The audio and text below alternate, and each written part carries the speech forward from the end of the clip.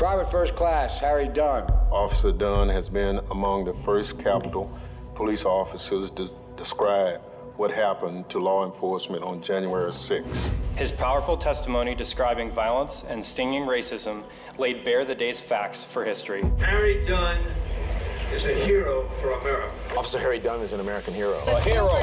He is a superhero. We need heroes like you. At 6'7", you're in hand-to-hand combat with a mob. Showered with racist abuse. Fighting on January 6th, that was hard. He was fighting back insurrectionists across the Capitol while being called the vilest racist names. Wiping blood off of them, pouring water in their eyes. They lied under oath.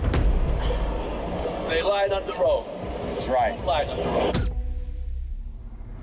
Former U.S. Capitol Police Officer Harry Dunn is running for Congress. And I'll protect democracy from more than just Donald Trump. The AP projected State Senator Sarah Elfreth will win. I just unsuccessfully ran for office. His commitment did not go unnoticed. It is imperative that we establish the truth of that day. You are now officially part of the Biden campaign. We must be absolutely clear about what is true and what is a lie.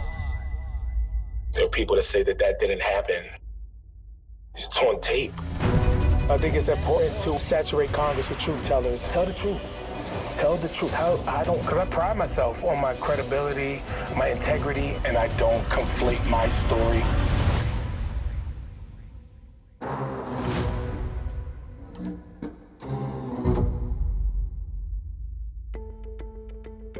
Telling the truth shouldn't be hard. We're not returning to the story of former Capitol Police Officer Harry Dunn simply because he's such a big, easy target. Sure, his lies about January 6th and his trial and congressional hearing perjuries are seemingly legion. But there are more current and legitimately new, worthy reasons for finishing our story on a day in the life of Harry Dunn. Dunn is launching a new political action committee called Dunn's Democracy Defenders. We'll go across the country, up and down the ballot, and elect Democrats and stop MAGA Republicans. Officer Dunn is a force not just in Maryland politics, but in national politics as he works to get the Tim Walz and Kamala Harris team elected all across the country. So, with the Capitol CCTV footage, we tracked where Dunn was every moment of January 6th. And it tells a different story than the one he's told in his own book. His congressional testimony, his 2 FBI testimonies, and his testimony under oath during the Oath Keepers trial. I'm not one to speculate, so I like to stick to facts. Let's revisit January 6th using Capitol CCTV footage and see what Harry Dunn really did. This is a day in the life of Harry Dunn.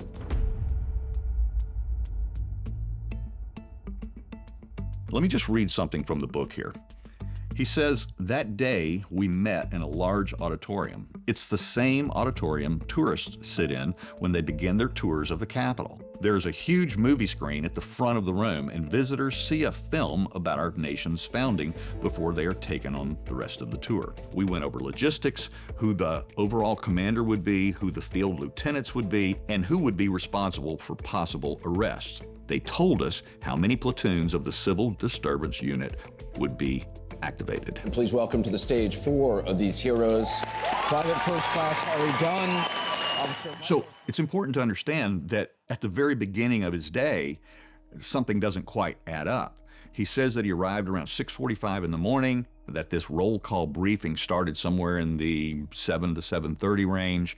And the problem with that is that after interviewing multiple Capitol police officers, including those in what are called the First Responders Unit, that would be Harry Dunn's unit, we couldn't find anybody that recalled a roll call briefing of that nature. So obviously when we got access to the Capitol CCTV, it was one of the first things we went to look for was what time they met in that auditorium.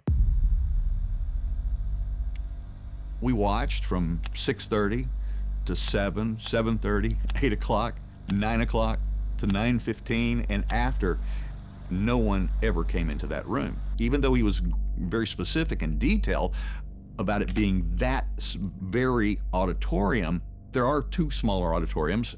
There's no cameras inside those, but there are cameras in the hallways outside. So we watched those cameras for hours. We scanned through those forwards, backwards, around, and we didn't see a single law enforcement officer in that area until sometime after 9 o'clock. When one opens their own narrative with so much detail about the time, the location, the content of the meeting that never happened, well then everything else that he says about January 6th must be called into question. When Capitol Police Officer Harry Dunn went to work on the morning of January 6th, it felt like a normal day. I reported for duty at the Capitol as usual, early on the morning of January 6th. I arrived at the Capitol at my normal time, 6:45 a.m., maybe 6:50 a.m. I picked out my riot helmet and I assumed my post on the east side of the Capitol at about 9:30 a.m. From where I stood, I looked directly at the U.S. Supreme Court building and just to the right of the Library of Congress. From the details of Harry's description, we knew exactly when and where to begin looking for him on Capitol CCTV. We first picked up Harry on camera at 10:53 a.m., not on post, but inside a Capitol hallway where he is seen chatting with a fellow officer for about 10 minutes. Most interestingly, he seems to have just arrived. He is carrying neither his M4 rifle, not his newly acquired helmet as described earlier in the book, nor any of the other of his protective gear. He is still carrying his personal backpack. I reported for duty at the Capitol as usual, early on the morning of January 6th. Harry then begins a leisurely stroll toward the lower levels of the Capitol building, toward the sub-basement where the police locker room is. On his way, he even stops at the now infamous Northwest Senate Wing door area. That's where the first breach of the Capitol building later occurred. Here, he stops and spends several minutes scrolling through his phone. Kind of just, casually wandering into the building at 10:53 and having a casual chat with another officer for about 7 minutes, and then casually strolling through the building and working his way down, finally, to the lower level to acquire his gear that he needed for the day. Remember, Harry specifically claimed to be at his assigned post on the Capitol's northeast stairs at 9:30 a.m. and fully geared up. But from the best available of those CCTV cameras on the northeast side, we can see Harry did not take his post until 12:19 p.m., more than 2.5 hours after he claimed.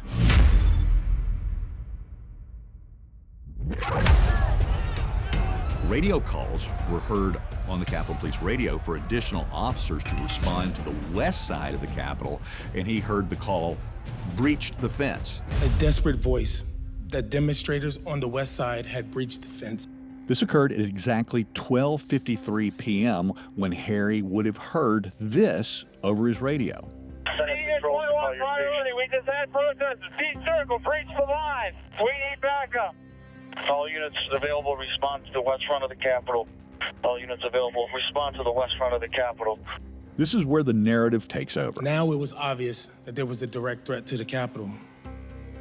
I quickly put on a steel chest plate, which weighs approximately 20 pounds, and carrying my M4 rifle, sprinted around the north side of the Capitol to the West Terrace. No, he didn't. Harry did not immediately respond to the orders coming over his police radio, calling for immediate reinforcements on the west side. All units available, respond to the west front of the Capitol. All units available, respond to the west front of the Capitol to assist with breaches, multiple breaches all along the line. While he can clearly be seen listening to the escalating panic on the radio coming from other officers already involved in the fight on the west side and from commanders barking orders, we need everything we got on the west side. Harry continues to pace around on the east steps for fully another 30 minutes. Carrying my M4 rifle, sprinted around the north side of the Capitol to the West Terrace. Sprinted around. By the time Harry arrived at a rather leisurely pace, he says in his book and in other testimonies that he sprinted around the Capitol when he first heard the radios go off calling for reinforcements on the west side.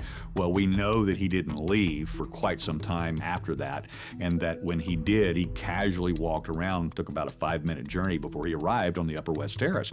And when he got there, he was only there for less than 30 minutes before he was called inside. 405 J. John, anyone on the lower stairs with an info, I need you to pull back. A call went out. It was an order, actually, from Lieutenant Tarek Johnson. We're not going to use lethal force. We can't risk them taking the info from us. That he wanted all of what he called the N4 units to come in. And this order specifically was given to the officers like Harry Dunn who were carrying the automatic rifles, because Lieutenant Johnson wanted to get those rifles inside so that they couldn't be taken. We're taking out one and 10 of them are getting angrier. The next thing that Harry said is that he went first to the basement on the Senate side of the building because he had heard that a DC police officer needed a defibrillator. After helping, he said, I ran back to the West Terrace to help other officers there. With people running around the Capitol, I knew I had to get back inside. These guys are the true heroes. They stood and put their lives on the line for these lowlives, for Trump. The problem with that is we can't find that he ever did that either. Officer Harry Dunn's memory of the day's horror hasn't faded. Here, once Dunn retreats into the Capitol, he never went to the basement on the Senate side. He never went back out to the West Terrace to help officers. He stays inside at this point. He says he knew he had to get back inside because there were people running around the Capitol. Actually, at that point, there weren't people inside the Capitol yet. There had not been a breach. That happened some minutes later at about 2:13, 2:14. What really happened is that once he retreats into the Capitol, he stays on the lower west side of the West Terrace door, just basically hiding inside. And then for about 40 minutes, he kind of acted like a doorman. He did some pacing around, he was talking on his radio. He would step out of camera frame for a few seconds and come back on occasion, step out again. So he obviously wasn't going far. He was certainly not rushing over to the Senate side of the building, or he wasn't going into the basement, because that would have meant he had to be out of camera frame for much longer than he ever was, because sometimes it was just only for a few seconds. But then for that next 40 minutes or so, we see him just in that entrance area, just standing and holding the door open for other officers.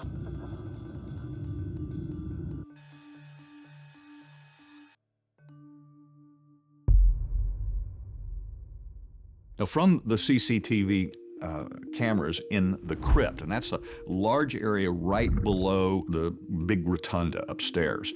And in this particular room, there's 3 cameras, and we can see from one of those cameras that Harry Dunn is standing at the top of the steps that leads down to that lower West Terrace. In all of his accountings, he says that he was standing there because he was guarding that to keep protesters from coming down to where other officers were receiving first aid and being decontaminated. I decided to stand my ground there to prevent any rioters from heading down the stairs to the lower West Terrace entrance, because that's where officers were getting decontamination aid. So that was basically his claim, is that he was standing post there. And he stood there for quite some time, by my estimation, somewhere between 14, maybe as much as 18 minutes in that stairway. Now, you'll remember, I think it was in part 2, when we showed that Harry Dunn would lose it on occasion. And this was one of those examples from Metropolitan Police body cameras. We were able to see Harry lose it. He starts shouting across the crypt.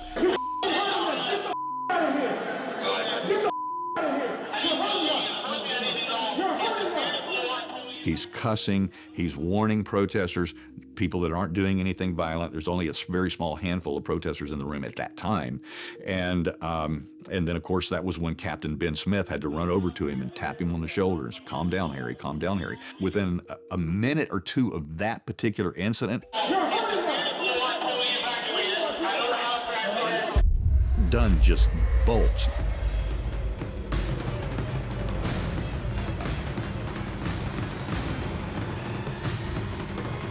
Now, he says that he heard over the radio that there were shots fired in the House chamber. We got shots fired in the lobby of the House chamber. Of course, that was true at about 2:43. 14:43 hours. That's when he just broke in a dead run and ran through to what they call the memorial door camera, and that's where we pick him up at the bottom of the stairway and where he drops his rifle's magazine and it bounces off the floor. As soon as he races to the top of that stairway, that is, in fact, the moment where Harry Dunn's encounter with the Oath Keepers began. Were the Oath Keepers framed?